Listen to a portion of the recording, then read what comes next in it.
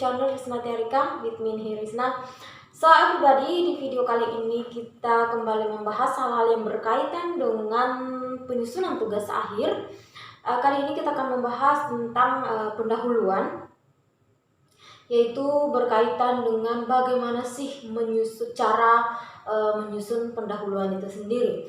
So everybody, seperti yang saya katakan di video saya sebelumnya, bahwasanya secara konteks jika kita melihat sekilas, bahwasanya pendahuluan ini itu sangat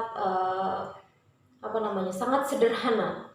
Tetapi dalam penyusunannya sebenarnya pendahuluan ini tuh cukup berat jika dibandingkan dengan bab-bab lainnya dalam menyusun rencana penelitian ataupun proposal.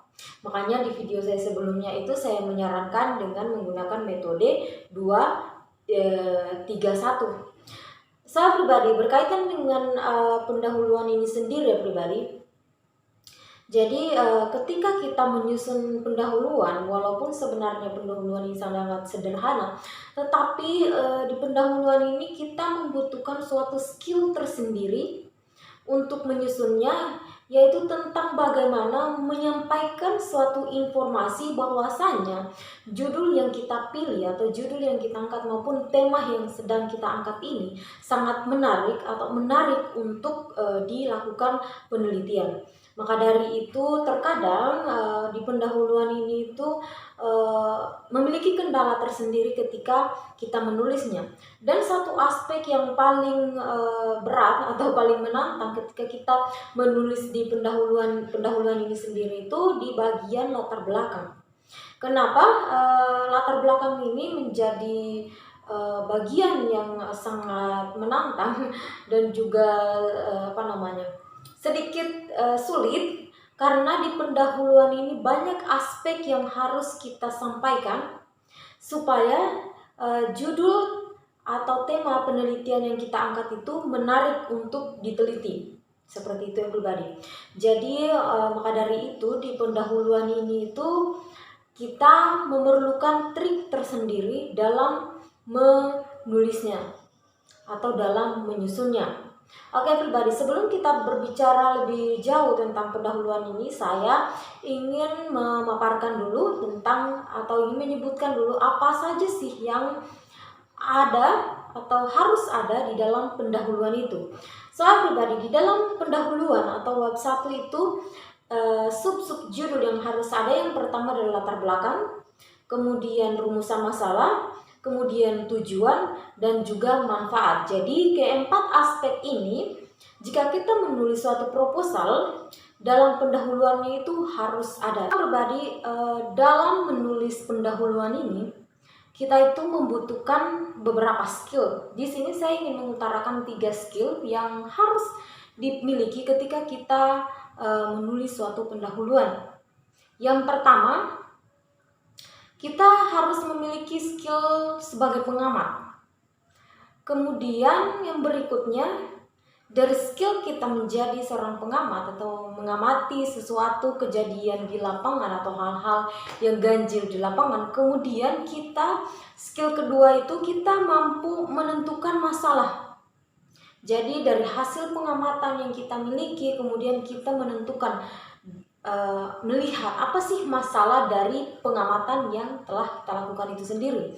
Kemudian selanjutnya ketika kita sudah mengamati, kita sudah menemukan masalah, kemudian langkah selanjutnya adalah kita menguraikan masalah itu sendiri. Seperti itu. Jika kita sudah memiliki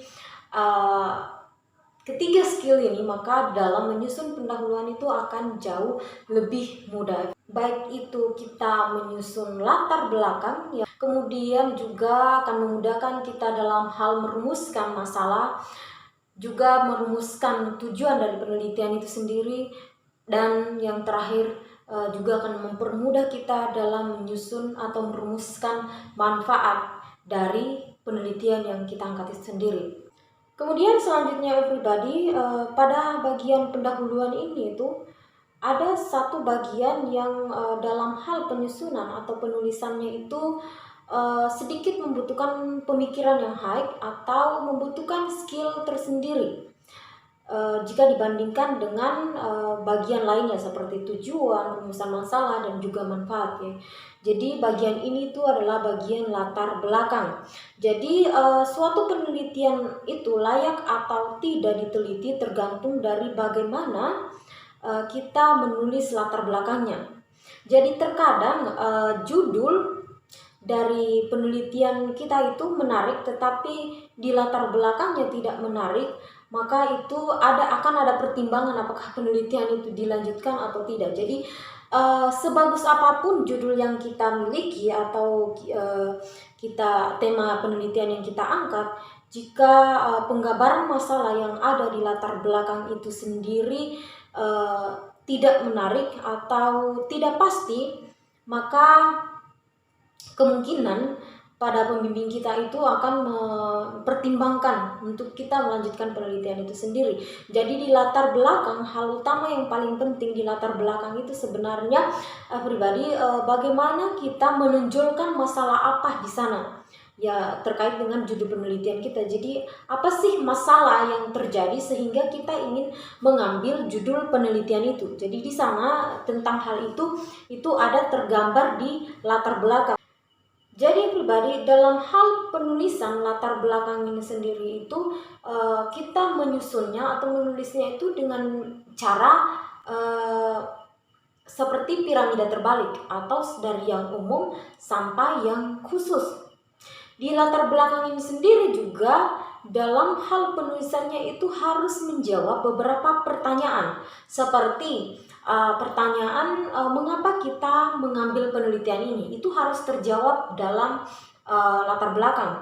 Kemudian pertanyaan berikutnya, mengapa kita memilih subjek atau objek ini juga harus terjawab dalam latar belakang. Selanjutnya, mengapa kita memilih lokasi penelitian ini juga harus terjawab dalam latar belakang. Dan pertanyaan selanjutnya itu berkaitan dengan apa pentingnya penelitian ini juga harus terjawab dari di latar belakang itu sendiri. Kemudian mengapa memilih variabel X maupun variabel E-nya ini itu juga harus terjawab dalam pendahuluan. Kemudian yang pribadi dalam penyusunan latar belakang ini pada umumnya itu dengan metode piramida terbalik. Jadi dalam hal penyusunan antara paragraf dengan paragraf itu dimulai dari hal yang umum terlebih dahulu. Jadi kita mulai dari hal yang umum, kemudian seiring bertambahnya paragraf akan menyudut ke hal yang khusus seperti itu. Jadi penulisannya itu kita mulai dari membahas tentang variabel terlebih dahulu. Jadi variabel apa yang kita bahas? Variabel yang menyebabkan masalah. Kemudian dari variabel yang menyebabkan masalah, kita juga menambahkan tentang teori-teori pendukung.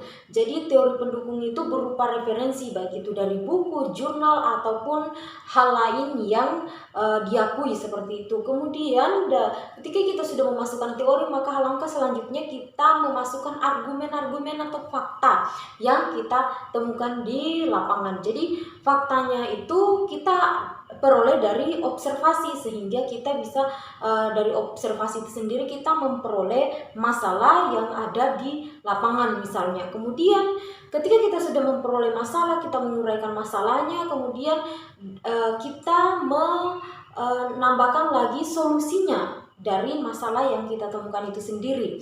Kemudian setelah kita menguraikan solusi, kita masuk pada kesimpulan. Jadi kesimpulannya ini pribadi bukan kesimpulan dari hasil ya, tetapi kesimpulannya ini sendiri mungkin pribadi sekalian sering mendengar ketika atau membaca latar belakang di bagian akhirnya itu dipaparkan bahwasanya oleh karena itu maka perlu dilakukan penelitian judul, langsung judul, pemaparan judul di sana, dan itu disebut dengan kesimpulan dari latar belakang everybody. Dan juga tentunya di latar belakang itu kita harus membuat ada tujuan tersiratnya di sana. Seperti itu, selain kesimpulan ini sendiri. So everybody, kemudian bagian berikutnya tentang tujuan rumusan masalah. Jadi di latar belakang kan kita sudah memaparkan semuanya. Kita tinggal mengambil saja masalah-masalah yang akan kita masukkan seperti itu, kita buat poin per poin, dan kemudian kita membuat tujuan. Jadi tentang tujuan ini pribadi itu harus berkorelasi dengan masalah. Jadi misalnya masalah yang kita tulis, ada 3 masalah yang ingin kita teliti, berarti tujuan yang harus kita capai juga ada 3 tujuan. Selanjutnya poin berikutnya itu tentang manfaat dari penelitian kita. Jadi ketika kita sudah merumuskan masalah, kemudian tujuan dari penelitian itu sendiri, selanjutnya dari masalah dan penanganan atau tujuan dari penelitian itu sendiri, manfaat apa yang akan diperoleh. Jadi di manfaat ini biasanya ada ditulis manfaat umum dan juga manfaat khusus pribadi. So pribadi begitulah kurang lebih penyusunan, bagaimana cara menyusun latar belakang atau juga secara umumnya itu penyusunan pendahuluan. Mudah-mudahan apa yang saya paparkan ini bermanfaat bagi pribadi sekalian. Jika ada bagian-bagian yang pribadi sekalian kurang pahami, silakan saya tanyakan di kolom komentar, dan mudah-mudahan video ini bermanfaat bagi pribadi sekalian. So saya rasa untuk pembahasan di video kali ini cukup dulu ya pribadi. Nanti kita lanjut lagi di video berikutnya tentang hal-hal yang berkaitan dengan penyusunan tugas akhir. So everybody, thanks because you have watched my video. Meet again in the next video and bye bye.